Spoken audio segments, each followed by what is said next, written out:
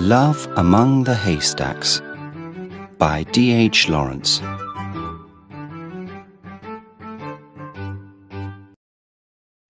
Chapter 1. Two Brothers. The two large fields lay on a hillside that looked south. Most of the hay was already cut, and in the bright sunlight the fields were now golden green. Across the hill, halfway up, was a high hedge, and they were building the haystack just above this hedge. It was a tall haystack, a great untidy thing standing high above the hedge, but the hay itself was light and silvery in colour, and looked as soft as a cloud. Not far away was another finished haystack. The empty wagon was going downhill, and in the far corner of the bottom field, where the hay was still uncut, the full wagon was just beginning its slow journey up the hill to the haystack. The haymakers worked on, cutting the tall hay, while the wagon climbed the hill. The two brothers, on top of the haystack, were having a moment's rest, waiting for the full wagon to arrive. They stood up to their knees in the soft hay, while above them the golden sun burned down, and all around them was the hot, sweet smell of the silvery hay. The only two things in the world were hay and sun. Morris, the younger brother, was a good-looking young man of 21. He was strong, full of life, with a quick, bright eye and a ready smile. "You thought," he said to his brother, "you were very clever last night, didn't you?" He pushed his fork into the hay and stared at his brother with a smile on his face. No, I didn't," replied Geoffrey. He turned away, frowning. He was a tall, heavy young man, a year older than Morris. He was full of strong feelings, but they burned silently inside him. He could never find words to say. He could never look anybody in the eye. He always thought the world was looking at him and laughing. "Oh, you did. I know you did," Morris laughed. "It was your turn to sleep in the hayfield last night, but you went and hid yourself, so I had to go in your place." "I didn't hide myself," said Geoffrey angrily. "Father sent me to get some wood." Oh yes, laughed Morris. "But you don't know, do you? You don't know what happened last night, up here in the hayfield." He laughed again, and threw himself down on his back in the hay. He put his arms across his face, and lay there, smiling and remembering the night before. Geoffrey leant on his fork and stared out over the fields. Far away was the city of Nottingham, and between, the country lay under the burning sun, with here and there the smoke from a factory going up into the sky. Geoffrey looked down again into the hayfield, at the wagon slowly climbing the hill to the haystack. "Hurry up," he thought. "Hurry up." "You didn't think, did you?" said Morris. "You didn't think that she would be here with me, did you?" Geoffrey stared at him, full of hate. Suddenly he wanted to put his foot down hard on that smiling, good-looking face below him. "Can you sing in German?" asked Morris. "Do you know how to kiss a German girl?" Do you know how soft her neck is? He laughed excitedly, remembering every moment of the night before. Geoffrey burned with hate. He wanted to walk away, but he couldn't. The haystack, high above the field, was a prison holding him and his brother together. Both brothers were shy of women. Neither of them had a girlfriend. Neither of them knew what to say to a woman or how to win her love. And now Maurice was first in the game, and the older brother did not like it. The German girl was the governess from the house beside the top field. Geoffrey was working one day in the field when a baby pushed through a hole in the hedge from the garden of the house. Seconds later, the German girl came through the hedge too, looking for the baby. Geoffrey helped her to catch the little boy, and then they stood, talking for a while. Geoffrey liked her bright eyes and her funny, quick way of talking. But now it's Maurice she likes best, not me, he thought. She sits with him in the hayfield by moonlight, and he kisses her.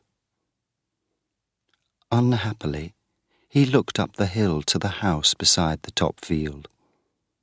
From the top of the haystack, he could see right into the garden, and there, suddenly, he saw the girl, in a yellow dress. He held up his arm and waved to her. She waved back, lazily. Geoffrey could see that she was not interested in him, and was waiting for Maurice. Then Maurice stood up and saw the girl himself. He laughed and waved both arms at her. "What's going on?" called a voice from below. The full wagon was now standing at the foot of the haystack. Maurice's face turned deep red. "Nothing," he called. There was the sound of laughing below, and soon a big, red-faced man climbed to the top of the hay in the wagon. He turned, stared up the hillside, and saw the yellow dress in the garden. "Oh, it's a girl, is it?" he laughed. He was the father of Geoffrey and Maurice. "Yes, I thought it was a girl."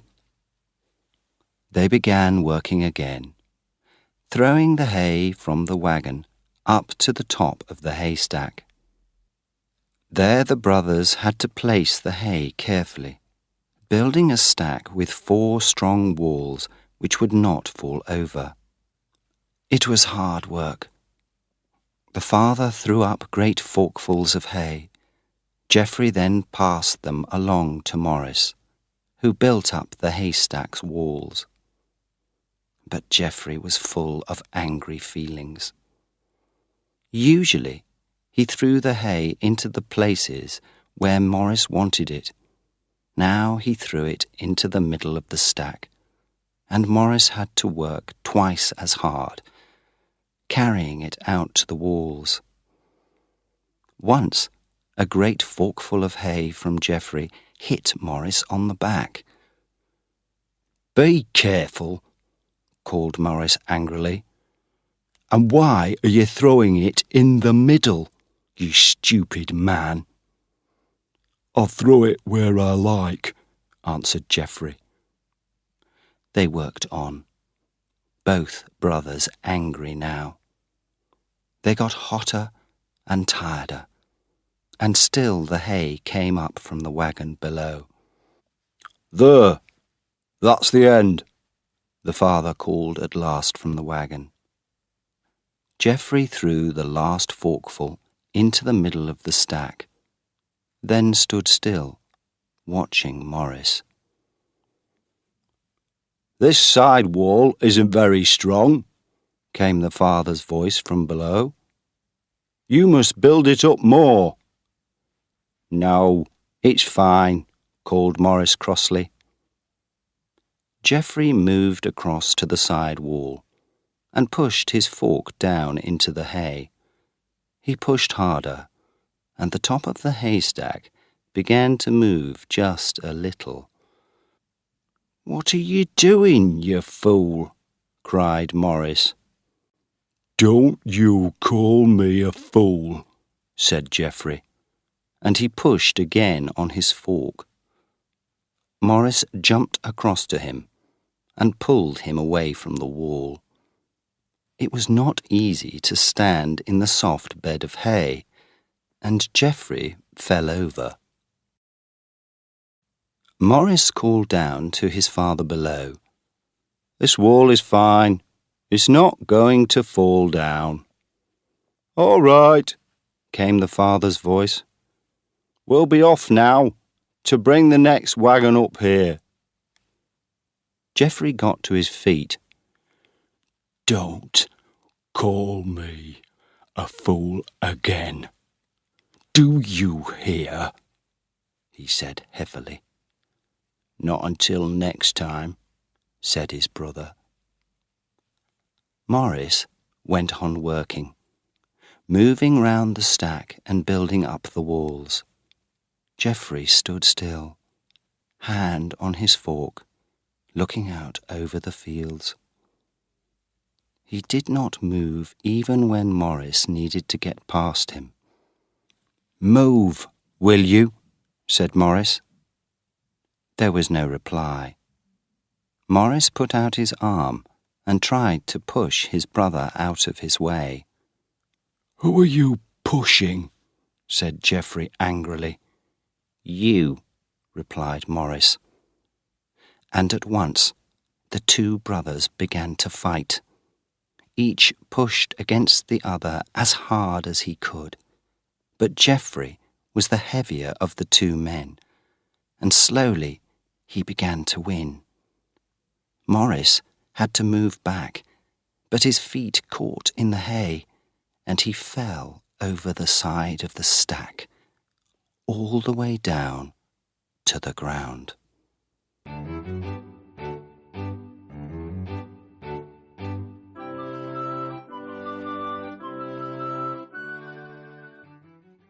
Chapter 2.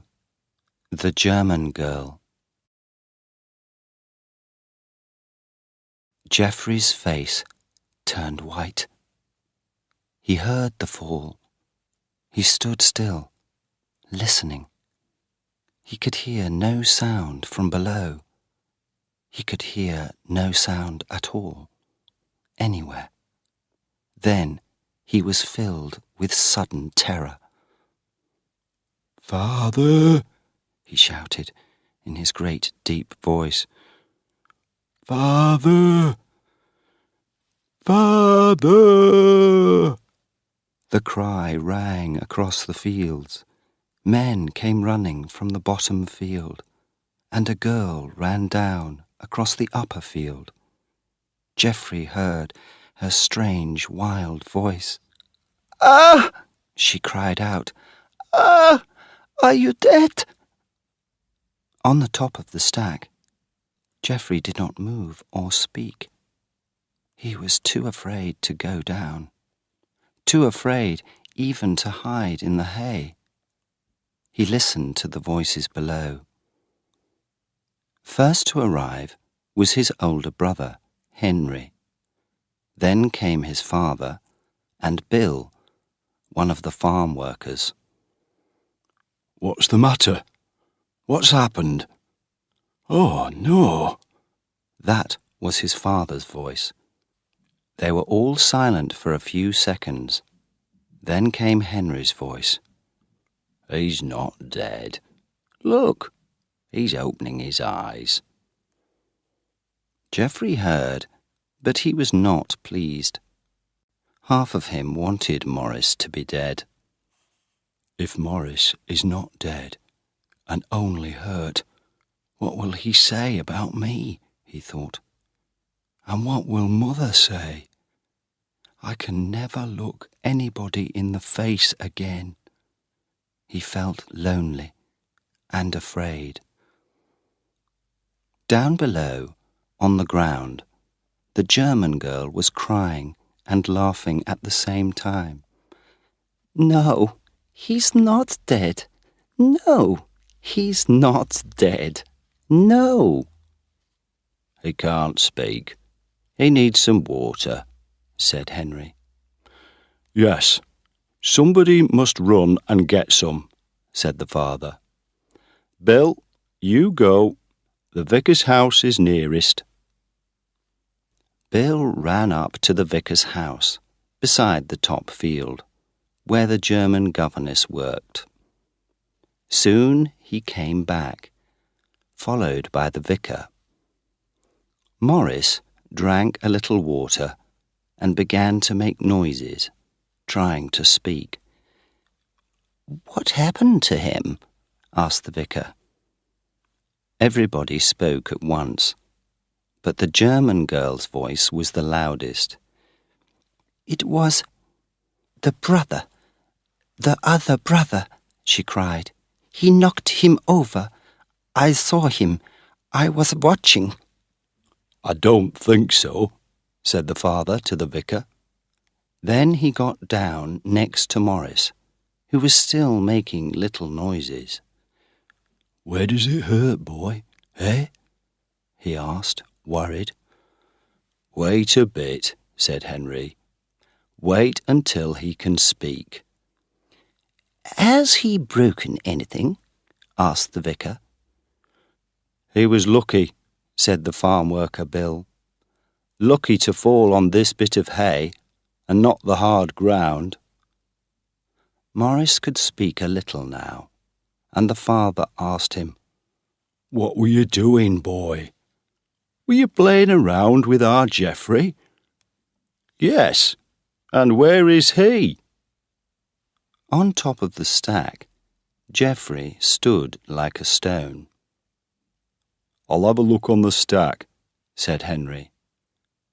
Geoffrey did not want his big brother to come up on the stack, so he climbed down, and at the bottom of the ladder stood like a criminal, looking at the ground. What were you doing? Asked Henry's cold voice. I don't know. Nothing, Geoffrey said.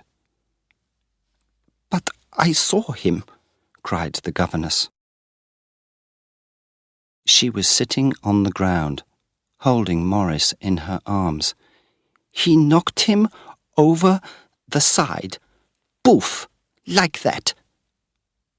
Henry looked from one brother to the other. No, girl, whispered Morris, smiling up at her. He wasn't near me. I just fell over the side. Oh, cried the girl, not understanding. You just made a mistake, said the father. That's all. Oh, no, she cried. I saw him. Her name was Paula Jablanowski, and her family came from Poland. She was 20 years old, quick and light as a wildcat, with a strange, wild way of laughing. She had bright blue eyes and short golden hair. Everybody could see that the vicar hated her. Morris's face was still white, but he lay smiling happily in the girl's arms. She smiled down at him with her quick, bright smile. Her English was not very good, but there are stronger things than words. You say what you like, she laughed. About your brother? About anything. Perhaps you need to go back to the children now, the vicar said to her, frowning a little. I will go soon, the girl said. She smiled at Morris again. "You want to get up now?" she asked softly. "I'm not in a hurry," Morris said, smiling happily. "She's leaving us soon," the vicar whispered to the father. "My wife really doesn't like her." "Why, is she—" "Like a wild thing. She won't do what we tell her." Morris decided to get up, and the girl helped him with her strong arms. "You are well," she cried happily. "Yes, I'm all right," he said. "The fall knocked the breath out of me, that's all." After a moment, he walked a few steps. "See, father," he laughed.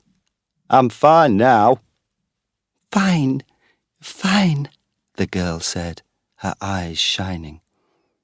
Morris laughed and touched her face gently. "Don't worry. She's going at the end of 3 weeks," the vicar said quietly in the farmer's ear.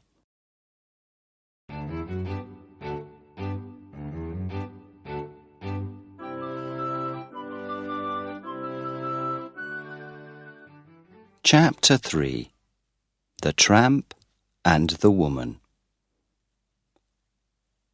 "We're not going to finish that last bit of hay today," Henry said crossly. The father still looked worried about Morris. "Are you sure you're all right?" he asked. "Yes, I'm all right. I've told you." "Then sit down and rest for a bit. In a while, you can get the dinner out for us." The men went back to work, and the governess ran back to the vicar's house, to her job with the children. Morris sat down under a tree.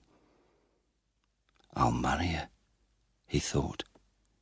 "Yes, I will. I've got £50, and Mother will help me." For a long time he sat there, thinking about married life. Then he got up and went to get the dinner from the big wagon by the road. The 2 fields belonged to the Wookie family, but they were 4 miles from the home farm, so the father had to bring dinner and tea to the fields every day, and the workers ate there. Cutting the hay usually took about 2 weeks, and somebody had to sleep in the field at night to watch the tools.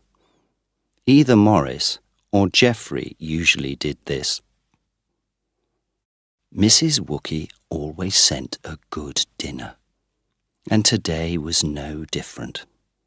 There were 2 big meat pies, cold potatoes, bread, and a great piece of cheese. Morris put the food out in the shade of a big tree. Everybody sat down in a circle and ate their meal. It was good to be out of the burning sun, under the shade of the tree. The men ate and drank silently, the father reading a newspaper, the others eating busily. Then, "She's here again," said Bill. Everybody looked up. Paula was coming across the field, carrying a plate. "She's bringing something for you, Morris," said Henry, laughing at him. Morris was halfway through a great piece of meat pie and some cold potatoes. The father laughed too. "Put that away, Morris. She'll want you to eat what she's brought for you." "Give it here," said Bill. "I'll eat it for you." Then Paula arrived. "I bring him some chicken." "Him," She gave Morris a bright smile. Morris's face turned deep red, and everybody laughed aloud. The father felt sorry for his shy son. "Come and sit here by me," he said to Paula. "Thank you," said Paula happily. She sat down next to the father and smiled at him. "My name," she said, "is Paula Jablanowski." "Paula what?" said the father. The other men laughed. "Paula, eh? Strange kind of name. My son's name is Morris." "I know." She said the name sweetly, and Morris's face turned an even deeper red. "Tell me about yourself," the father said to the girl. "I come from Hanover, in Germany," she said. "My father is a shopkeeper, and I ran away from home because I didn't like him. I went to Paris, and I worked in a girls' school there." "Did you like it?" "Oh, no, it was so boring. Nothing to do." "And do you like life in England?" said the father. "No, no. The vicar and his wife. No, no, no." "And what will you do?" the father asked. "I will go to London, or to Paris, or get married." She laughed into the father's eyes. The father laughed too. "Get married, eh? Who to?" "I don't know. I am going away." "Do you think you'd like making butter and cheese?" "Oh, yes."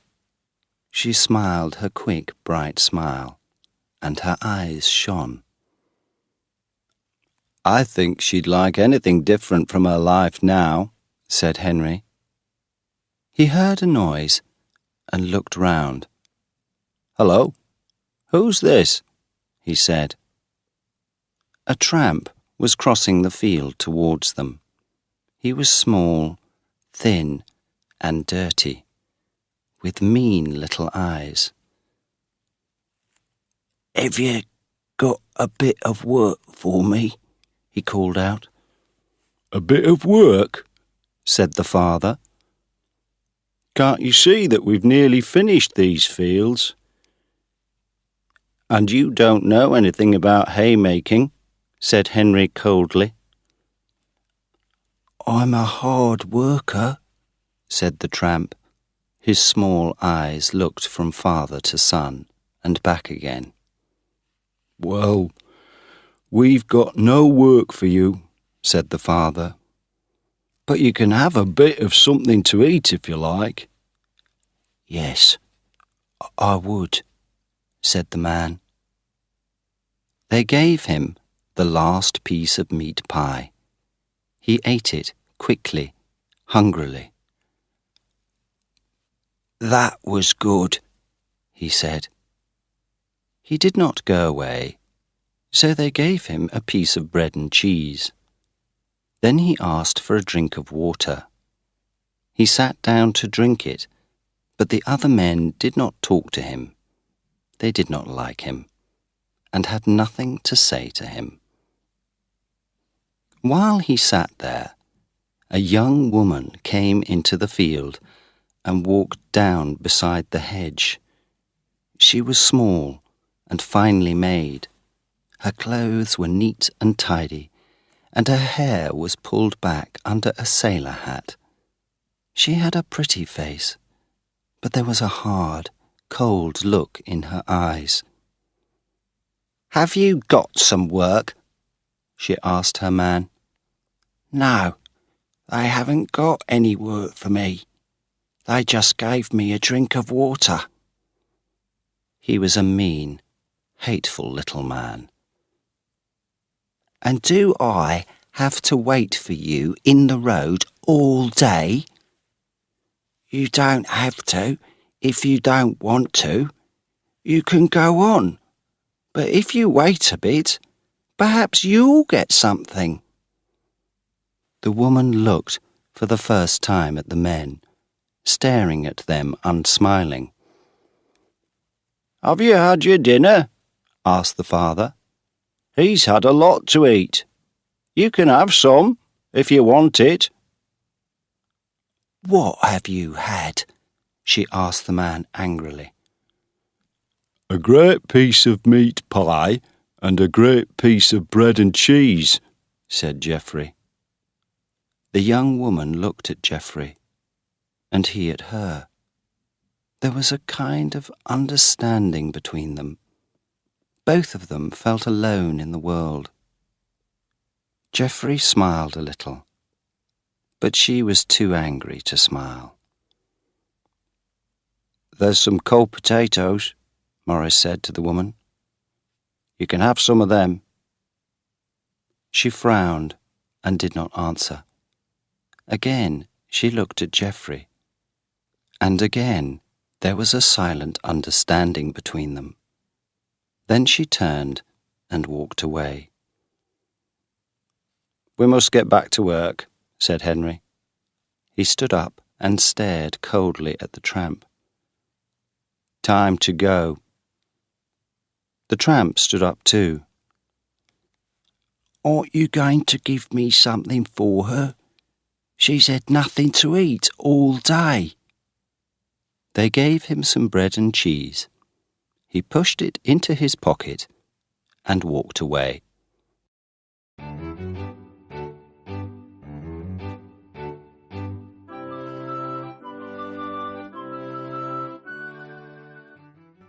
Chapter 4.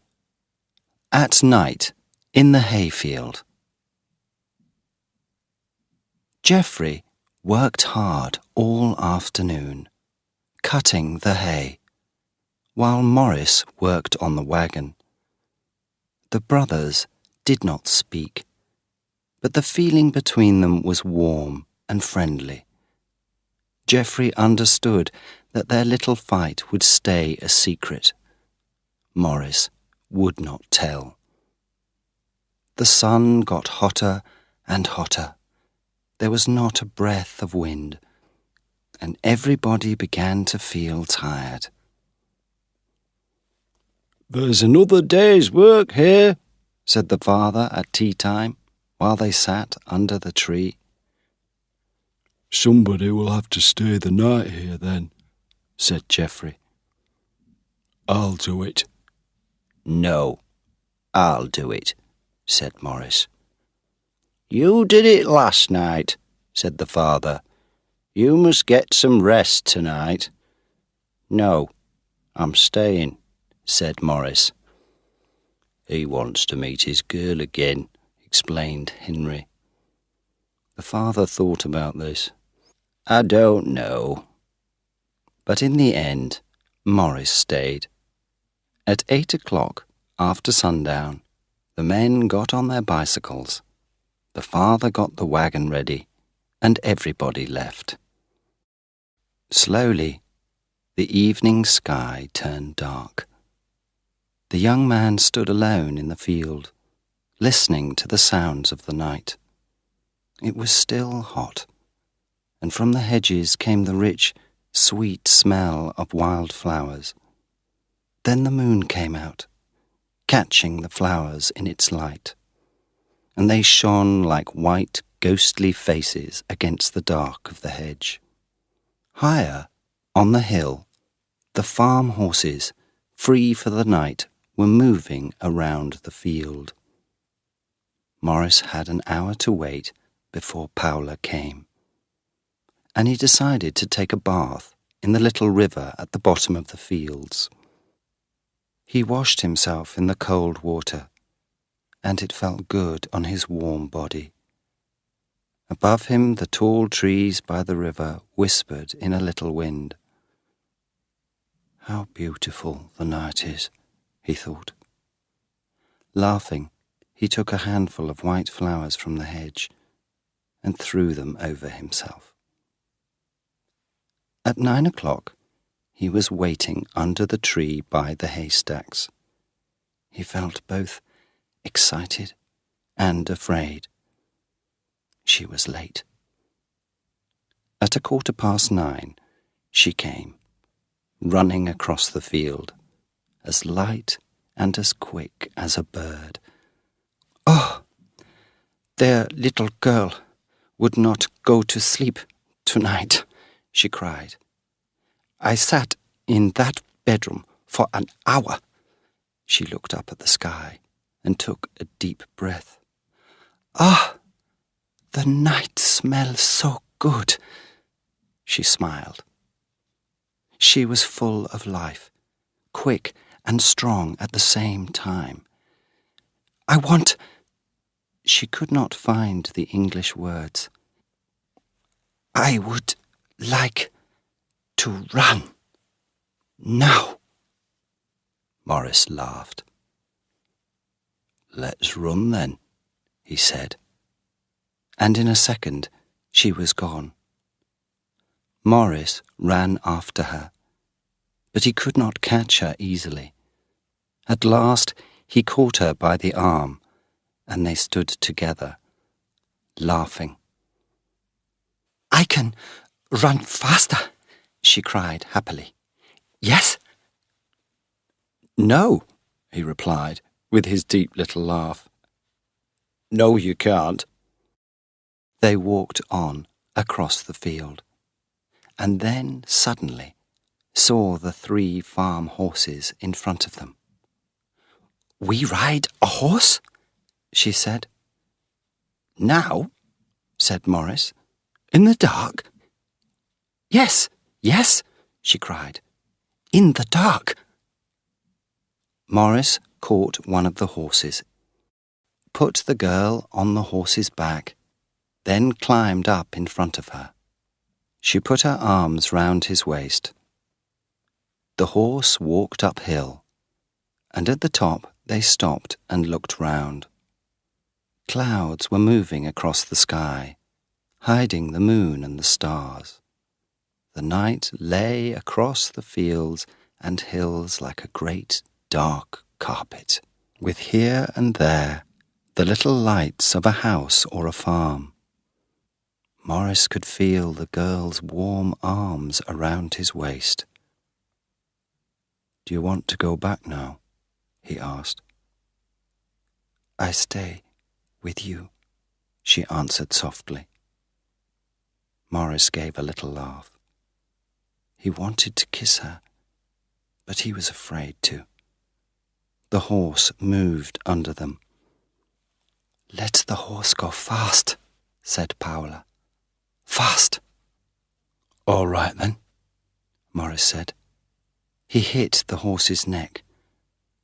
"Come on, boy, let's go," he cried. And away they went, down the hill, faster and faster. It was a wild, dangerous, exciting ride. Morris held onto the horse with hands and knees. Paula held onto Morris, her arms around his waist, and her face against his strong, warm back. At last, the horse came to a stop. Paula half fell off its back, and Morris quickly jumped down beside her. They were both laughing and excited by their wild ride. And suddenly, he had her in his arms and was kissing her. They did not move for some time. Then silently, arm in arm, they walked to the haystacks. The sky was now dark and heavy with cloud. Morris looked up and felt a drop of rain on his face. "It's going to rain," he said. "I'll have to put the cover on the new stack." He left Paula and went to the shed in the corner of the field. He pulled out the big, heavy cover and pulled it across the ground to the stack. What are you going to do? Asked Paula. Put it over the top of the stack to keep the rain out. Ah, she cried. Up there! Rain began to fall. It was very dark between the two great buildings of hay. Morris put the long ladder up the side of the stack, and Paula stared up at the black wall of hay above her. You carry the cover up there? She asked. Yes, said Morris. I must help you, she said. And she did. Morris went first up the ladder, carrying one end of the cover, and Paula climbed up behind him, carrying the other end. While they were climbing up the ladder, a light stopped on the road by the top field. It was Geoffrey on his bicycle, coming to help his brother with the cover for the haystack. Silently, he pushed his bicycle across the field to the shed. He was afraid to call out. If his brother was with the German girl, he did not want to surprise them together in the dark. There was no one in the shed. He walked across to the stacks and was nearly there when he heard a noise. The ladder was slowly falling down the side of the stack. It hit the ground with a bang. What was that? He heard Morris's voice from the top of the stack. Something fell, came the voice of the German girl. Morris lay down and looked over the side of the stack. It was the ladder, he said. We knocked it down when we were pulling the cover up. We're in prison up here? The girl said, excited. Yes, but if I shout, they'll hear at the vicar's house. Oh, no, she said quickly. I don't want to, he replied, with a short laugh. He began to pull the cover across the top of the stack. Down below, Geoffrey moved quietly round the corner of the second haystack. He did not want them to see him. He heard Morris's voice again. One good thing, we won't get wet. We can sit under the cover. Morris, said the girl. She sounded worried. What is it? He said gently. You'll be all right. Look, the cover's on now. We can sit under this corner. Will I be all right, Morris? Of course you will. But do you want to go back to the vicar's house? Shall I shout for somebody? No. I don't want to go back. Are you sure? He asked. Yes, I am sure, she laughed. Geoffrey turned away at the last words and walked back to the shed. The rain was now falling heavily. He felt miserable and lonely. In the shed, he took the lamp off his bicycle and shone it round the walls. All the tools lay in one corner, and there was a big wooden box and a deep bed of hay. He put the lamp out and threw himself down on the hay. I'll put the ladder up for them later, he thought. He lay there, thinking about his brother's luck and the German girl, with her strange ways and her quick, bright laugh. Why does she like Morris? Why doesn't she like me? No woman will ever love me, he thought miserably. I'm too slow. I don't have the words.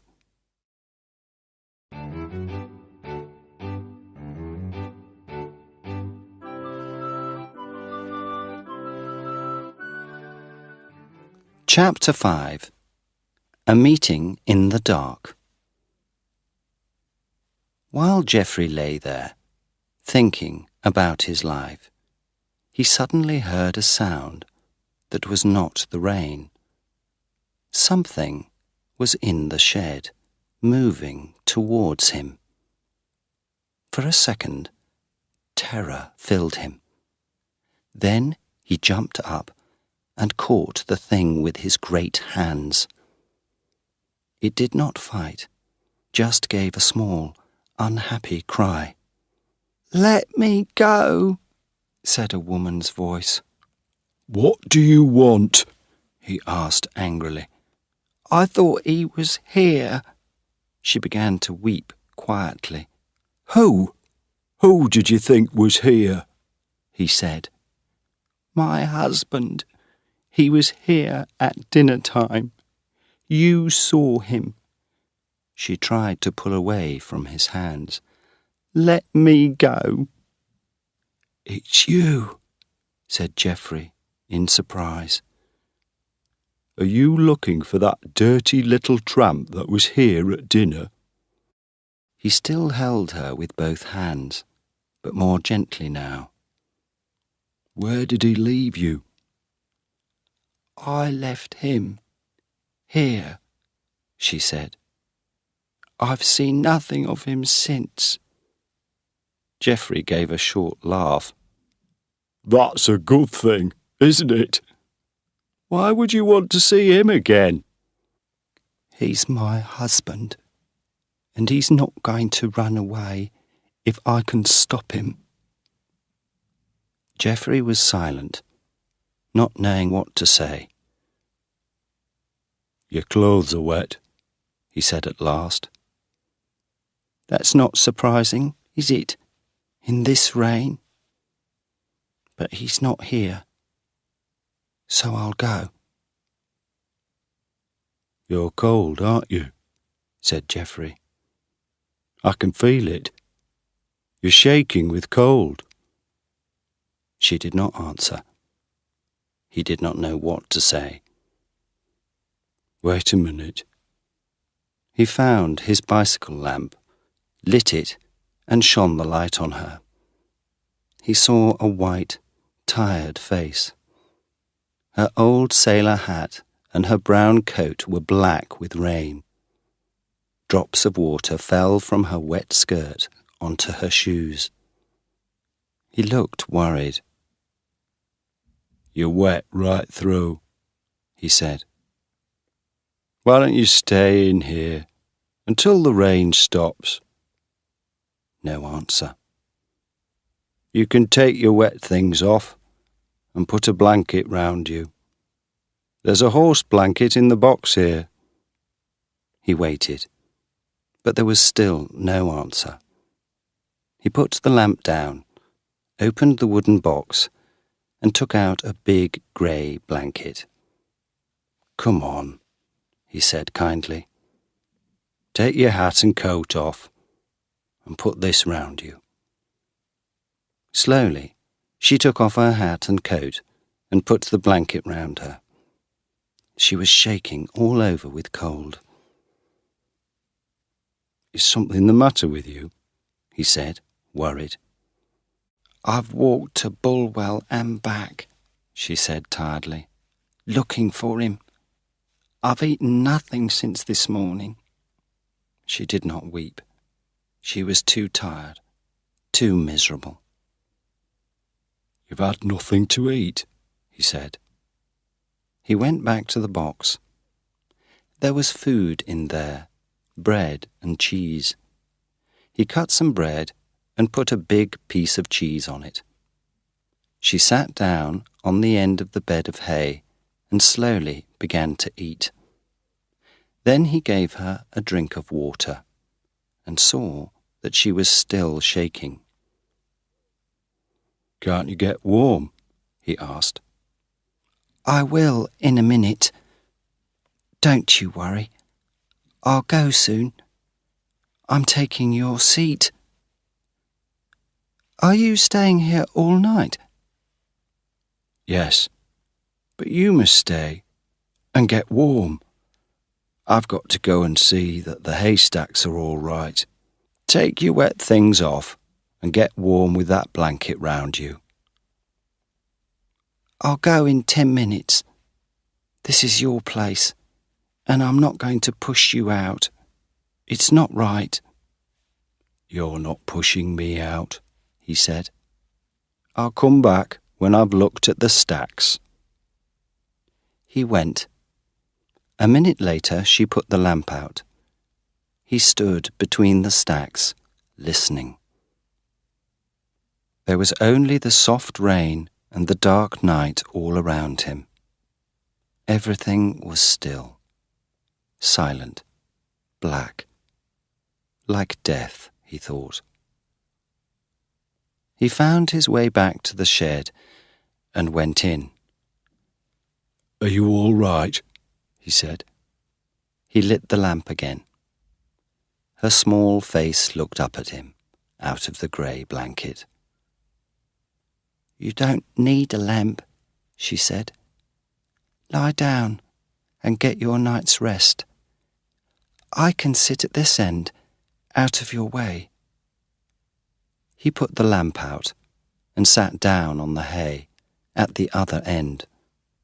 Then he asked, Is he really your husband? He is, she answered in a hard little voice. Do you follow him because you like him? He was afraid to ask, but he wanted to know. I don't. I wish he was dead. Her voice was coldly angry. Then, but he's my husband. He gave a short laugh. Not much of one, he said. Have you been married long? 4 years. Since I was 18.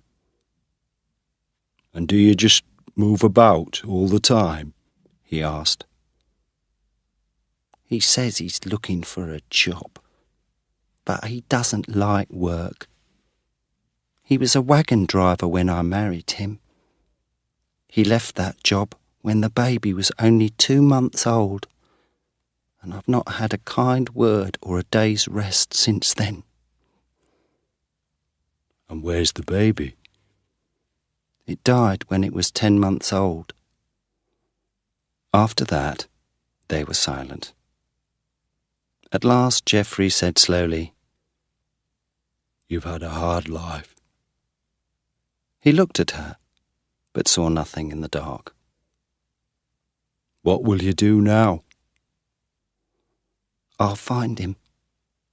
He's not going to get away. But why don't you leave him? Because he's not going to win. He listened to her hard voice and felt miserable for her. He could not see her. They were just two voices in the black night. Are you warm now? He asked, half afraid.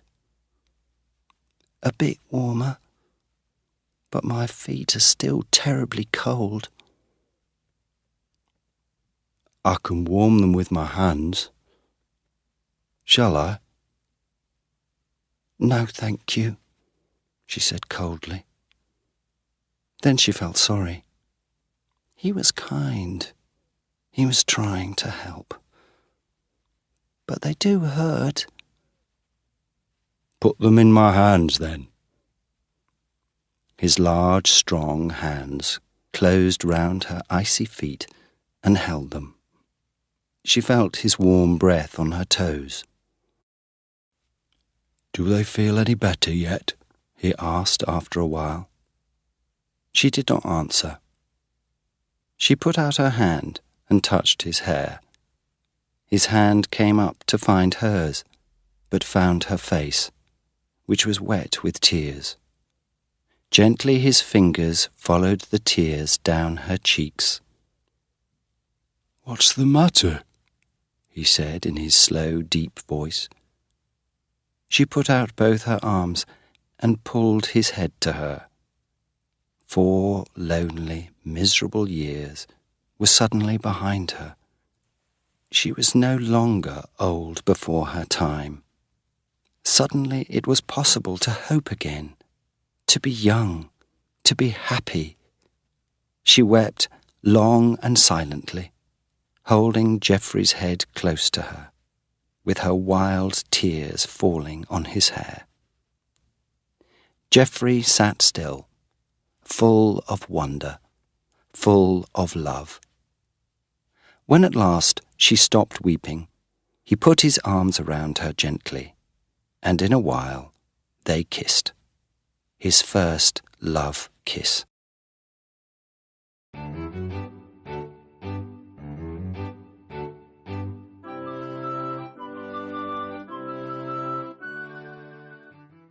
Chapter 6. Breakfast in the hayfield. When Geoffrey woke, a cold morning light was coming into the shed. Outside, a heavy mist lay across the field, hiding the trees and the hedges. The woman was sleeping in his arms, and he held her gently, staring out into the mist, still full of wonder and love. He would never be afraid or lonely again with her beside him. Then he looked down at her and saw that she was open-eyed, watching him. She had golden brown eyes that immediately smiled into his. He also smiled and softly kissed her. After a time, he asked shyly, "What's your name?" "Lydia," she said. "Lydia," he said slowly, liking the sound of it. "My name's Geoffrey. Geoffrey Wookie." She smiled at him, and for a while they were silent. "We couldn't get married, could we?" he asked. "No." He thought deeply about this for some time. "Would you go to Canada with me?" "Perhaps you'll think differently in 2 months' time," she replied quietly. "I'll think the same. I won't change," he said, hurt. She watched him. She would not push him, would not hurry him. She would stay with him, but he must decide. He must do what he wanted. "Haven't you got any family?" he asked. "A married sister at Crick. I can go there, if you want me to. I'll get a job on a farm, perhaps. And then, in the spring, we'll go to Canada. You will come with me, won't you?" he said hopefully. "When the time comes." She did not trust him yet, and he understood why. "I'll give you some money before you go to Crick," he said. "You'll go past our farm on your way." "I don't need it. I've got some money." Her answer worried him. Perhaps she didn't need him or his help. He began to feel afraid. "Can I write to you? What name shall I use?" "Mrs. Breeden." "Your married name," he said with a short, hard laugh. "I'll never see you again, will I?" She put her arms round him and held him. There were tears in her eyes, but he was still worried, unsure. Outside, the mist was getting thinner. He remembered Morris then, and told her about him. "Oh," she said, "you must go and put the ladder up for them. You must. All right, but wait here and see Morris. Then I can tell him about us. She agreed to wait, and he went out to the haystack. There was no sound from above, and he could see nothing.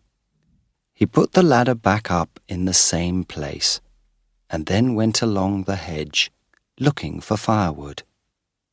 Then he heard Morris's voice. Well, look at that. Look at what? That was the girl. The ladder. Oh, you said it fell down. It did, said Morris. Well, I heard a bang, and I couldn't see the ladder or feel it. You said it fell down, and it wasn't true. It was true, he began. Not true, not true, she cried. You are bad, a mean person. Mean, mean, mean. She was wildly angry. All right, then. Morris was also angry now. Are you coming down? No, I will not come with you. You are mean. You tell me untrue things. I don't want you. Geoffrey, looking through the hedge, saw Morris on the ladder. He climbed down, then stood at the bottom. Come on, I'll hold the ladder for you, he called. No, she cried, like a wild cat. He waited for a while, but she did not come. Then stay there till you're ready, he said quietly, and walked away. On the other side of the stack, he met Geoffrey. What are you doing here? He said. I've been here all night, Geoffrey replied. I came to help you with the cover, but the cover was on, the ladder was down, and I couldn't find you. Did you put the ladder up? Yes, I did it just now. Morris stood still, thinking. Geoffrey tried to find the words to tell him about Lydia. He began, stopped, began again, and at last told the story of his night. Oh, said Morris. He began to smile. The man is nothing, just a tramp. But she's different, said Geoffrey. He wanted Morris to understand. You please yourself, what you do, said Morris. He was quiet, worried, not like himself. What's the matter? Asked the older brother. It was strange to see Morris like this, and for once Morris was not laughing at him. Nothing, said Morris. They went together to the shed. The woman was putting the blanket away in the box. She was washed and tidy, and looked very neat and pretty. Hello, said Morris. He smiled shyly. It was good you found somewhere to get out of the rain last night. Yes, she replied. Can you get more firewood? Geoffrey asked him. It was a new thing for Geoffrey to ask Morris to do something. Morris agreed and went out into the field. He did not go near the stack, afraid of meeting Paula. At the shed, Geoffrey was making a fire, while Lydia got out coffee and bread from the box. Breakfast was nearly ready when Paula arrived. She had no hat on. There were bits of hay in her hair, and she was white-faced. She did not look her best. "Ah, you!" she cried, seeing Geoffrey. Hello, he answered. You're out early. "Where's Morris?" I don't know. He'll be back soon. Paula was silent. When did you come? She asked. Last night, but I didn't see anybody. I got up just now and put the ladder up, ready to take the cover off. Paula understood and was silent.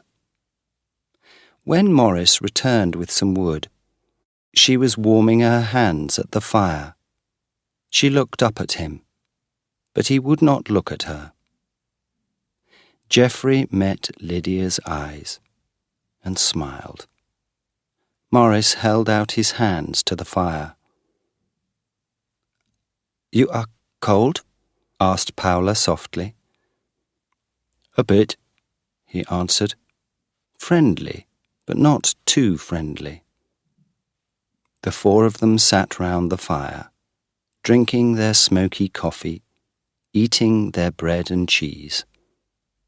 All the time, Paula watched Morris's face hopefully, and he watched the fire. He was gentle, but he would not look at her, and Geoffrey smiled and smiled at Lydia, who watched him with her golden brown eyes and did not look away. The German girl got back into the vicar's house that morning, and her night out in the hayfield stayed a secret. A week later, she was engaged to Morris, and when her last 3 weeks with the vicar's family were finished, she came to live at the Wookey farm. Geoffrey and Lydia stayed true, one to the other.